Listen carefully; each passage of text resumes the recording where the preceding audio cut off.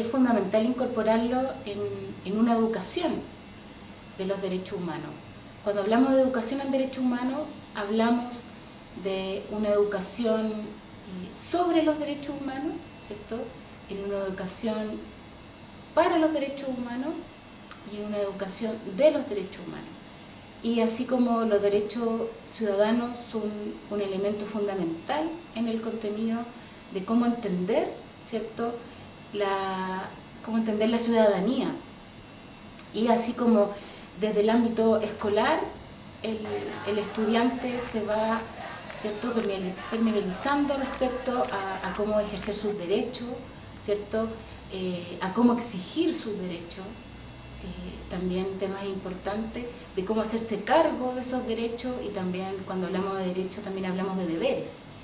Y en ese sentido, simplemente hacerlo partícipe de una sociedad, ¿cierto?, donde valores tan fundamentales como la justicia, la solidaridad, ¿cierto?, se transformen en ejes fundamentales para ello. Y así como desde su aula trabajar estos contenidos, ¿cierto?, simplemente vamos a lograr finalmente que ellos sean transformadores de su propia realidad. Entonces, indudablemente los derechos ciudadanos y los derechos humanos son un eje fundamental. Como explicaba anteriormente, tienen que ser tratados como un objetivo transversal. ¿Y qué quiero decir con eso? Que no solamente se ha abordado desde la historia, ¿cierto?, sino que también desde otras áreas, como la ciencia, como la tecnología, como el lenguaje, como las artes. Y por eso siempre hablamos que los derechos humanos o los derechos ciudadanos deben ser un eje transversal en el currículum de la educación.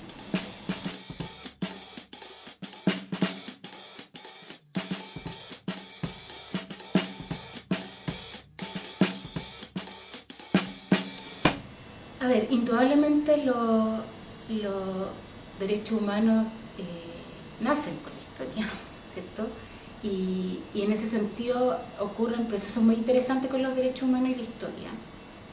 Por ejemplo, el único caso, yo siento que en la historia de la humanidad, donde los derechos humanos no tienen fundadores.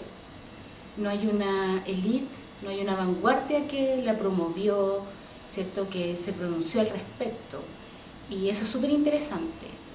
¿Y por qué interesante? Porque los derechos humanos tampoco le pertenecen a un movimiento social, a un movimiento político, a un movimiento filosófico, a un movimiento religioso, ¿cierto?, que se haya reivindicado respecto a los derechos humanos. Y bueno, también los derechos humanos en algún momento yo creo que hasta el día de hoy los derechos humanos se desconocen, ¿cierto?, a nivel, por ejemplo, de doctrina filosófica, de doctrina política, y que las desconocían en un principio. Y así como uno valida los derechos humanos, porque indudablemente han sido escritas, y eso es lo valioso, yo siento que son de los derechos humanos, que se han escrito historias, ciertos capítulos respecto a esta gran causa de la humanidad que son los derechos humanos. Y ahí cuando nos preguntamos quiénes las escriben, ¿cierto?, quiénes escriben los derechos humanos y quiénes hacen esta historia, y ahí es cuando uno piensa, por ejemplo, que la escribió cada ser humano, por ejemplo, que sintió pasar a llevar su dignidad, ¿cierto?, que fue escrita por cada grupo minoritario que sintió que era amenazada, ¿cierto?, su integridad, y también indudablemente fue escrita por cada grupo, ¿cierto?, que reivindicó su soberanía. Y también lo interesante de los derechos humanos, que su origen básico radica en el ser humano más olvidado, ¿cierto?, de la humanidad, y en ese sentido los derechos humanos, por ejemplo, en derechos humanos no tenemos, cuando hablamos en historia, por ejemplo, no hay héroes, en derechos humanos no existen los santos, en derechos humanos, no está el artista que defendió los derechos humanos, y ahí es súper interesante su origen, y ahí la historia se tiene que hacer absolutamente cargo del tema de los derechos humanos. Y en ese sentido, por ejemplo, los derechos, la conexión de derechos humanos e historia, indudablemente, al menos para el historiador, lo hace muy enriquecedor, porque indudablemente son conocimientos nuevos que se van abriendo y que el historiador debe hacerse cargo en cierta forma.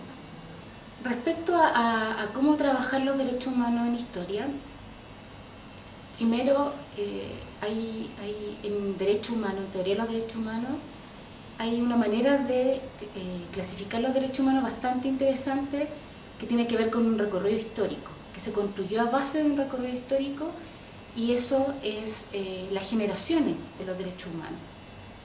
Y en ese sentido, es ahí donde el profesor de historia en el aula puede enriquecer bastante este recorrido histórico que se hace, que es cuando uno habla de la primera, de la segunda o de la tercera generación, o cuando habla de los derechos de libertad, de los derechos de igualdad y de los derechos de solidaridad. Y indudablemente cada una de estas generaciones tiene que ver con el contexto histórico en que ocurrió.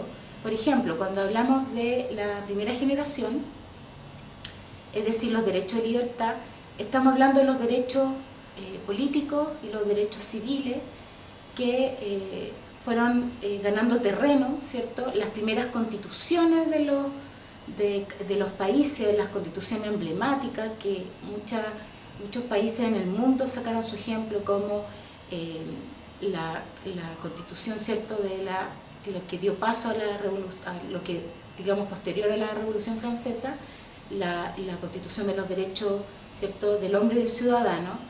También tenemos la constitución de los derechos en Estados Unidos. Todo eso simplemente fue un recorrido, ¿cierto?, de grupos, se podría decir que en cierta forma eran grupos privilegiados que pues empezaron a exigir un poco más. Y en esta exigencia, ¿cierto?, habían derechos que eran de tipo individual, ¿cierto?, donde se basaban en la calidad de la persona como algo, ¿cierto?, que va a trascender, etc. Y ahí vamos haciendo un recorrido interesante, que vienen los derechos civiles y después indudablemente vienen los derechos políticos. Y después viene una segunda generación donde encontramos los derechos de igualdad. Y aquí donde son súper fundamentales en el tema de la convivencia de las personas, porque indudablemente hay un piso, ¿cierto?, que en cierta forma ya fue ganado, que es el derecho a la vida, ¿cierto?, el derecho a la libertad, pero ahora tenemos una serie de derechos que tienen que ver con un mínimo, con las condiciones mínimas, que tienen que ver con nuestra dignidad. Y es ahí cuando los derechos humanos, estos derechos de igualdad, cuando ya tenemos estos derechos civiles y políticos garantizados, necesitamos exigir estos derechos.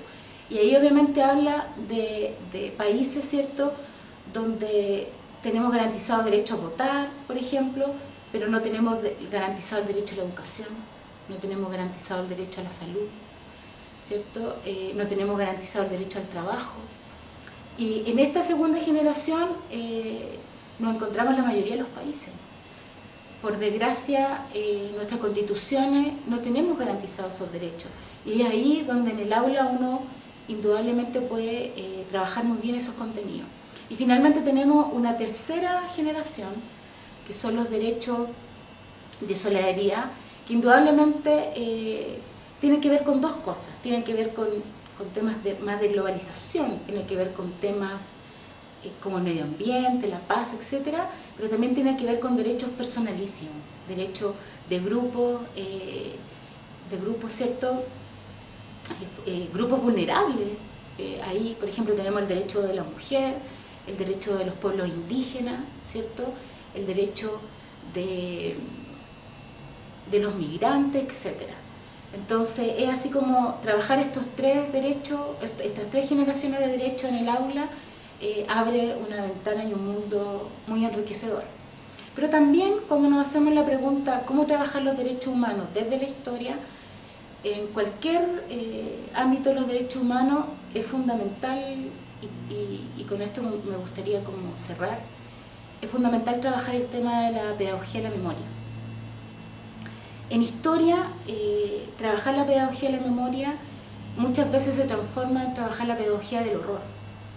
Porque cuando hablamos de derechos humanos, lo hablamos desde las violaciones a los derechos humanos, lo hablamos desde los crímenes de lesa humanidad, lo hablamos desde un sitio, lamentablemente, donde se nos transgredieron los derechos humanos. Y por desgracia la historia de la humanidad tiene episodios interminables que continúan hasta el día de hoy, donde se nos han violado de manera sistemática, generalizada nuestros derechos humanos, y por desgracia el Estado, ¿cierto?, quien ha transgredido nuestros derechos humanos. Entonces, en ese sentido, es muy fundamental trabajar el tema de la pedagogía de la memoria. Y en la pedagogía de la memoria tenemos lo que los pedagogos hablamos de las 3 R. Es el recordar, reflexionar y reaccionar. Indudablemente son ejes fundamentales y sobre todo como profesores de historia tenemos que hacernos cargo, en el sentido de recordar que esto ocurrió, ¿cierto? Que esto es un hecho objetivo, que no es inventado, ¿cierto? Reflexionar en torno a que este hecho indudablemente, por qué ocurrió, sus causas, ¿cierto?